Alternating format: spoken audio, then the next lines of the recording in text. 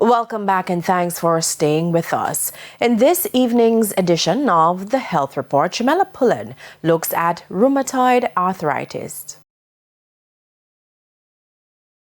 Rheumatoid arthritis is a persistent and chronic autoimmune disease that affects the joints.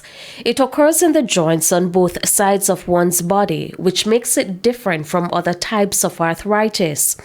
Family physician Dr. Winston Dawes says the condition usually starts to develop between the ages of 30 and 60, but anyone can develop rheumatoid arthritis. Pain, swelling,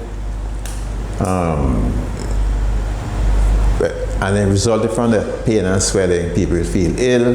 They will have difficulty in walking, in movement, and it tends to be progressive. And so you'll find the shoulder, the elbow, the wrists, something that affects the fingers, knees, ankles.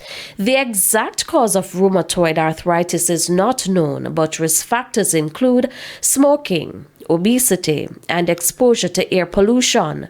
Women and older people have a higher risk. The condition can become quite debilitating. It destroys the joint and sometimes fuses the joint.